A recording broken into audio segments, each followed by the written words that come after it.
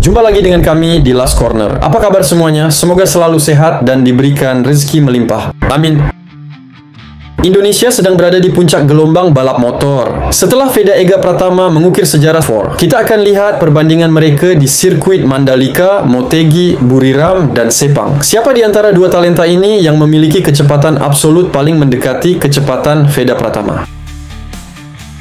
Kita mulai dari dua sirkuit tersulit, Motegi, Jepang dengan pengereman stop and go ekstrim, dan Sepang, Malaysia dengan tikungan panjang dan panas yang menguji endurance. Di Motegi, Veda mengamankan pole position dengan 1 menit 54,890 detik. Badly Ayatullah saat balapan mencetak 1 menit 55,109 detik. Selisihnya hanya 0,219 detik. Ini membuktikan Badly punya kontrol rem dan exit tikungan yang hampir sempurna seperti Veda.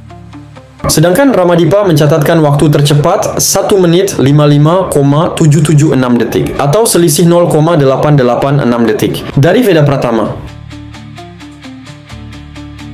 Pindah ke Sepang. Veda mencatat pole 2 menit 17,485 detik. Lalu Badly Ayatullah. Di balapan, ia mencetak 2 menit 17,795 detik. Sekali lagi, selisih sangat tipis, hanya 0,310 detik. Sementara Ramadipa, best lap-nya adalah 2 menit 18,847 detik. Dengan selisih lebih dari 1 detik. Data ini konsisten. Pace Badly di sirkuit cepat dan lambat selalu berada di batas kecepatan Veda Pratama. Sekarang mari kita lihat sirkuit di mana dominasi Asia diuji. Buriram Thailand dan tentu saja Mandalika Indonesia.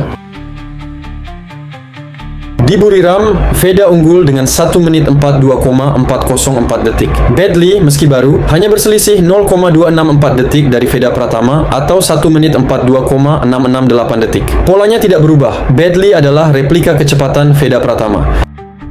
Sedangkan Kiandra Ramadipa dengan 1 menit 43,160 detik atau selisih 0,756 detik. Menariknya, Ramadipa memenangkan race 1 Buriram 2024. Ini membuktikan ia ahli bertarung dan strategi meski lap time murninya sedikit tertinggal. Dan inilah sirkuit penentu, Mandalika.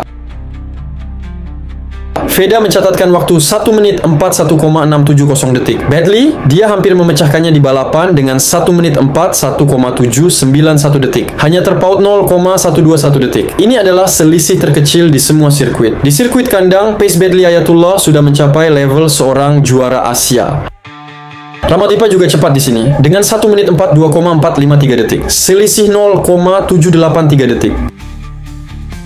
Ini hanyalah perbandingan matematis. Akan tetapi, dari catatan waktu inilah kita bisa melihat sebuah fakta mengejutkan dari seorang pebalap yang jarang terekspos, namun menyimpan talenta setara Veda Pratama.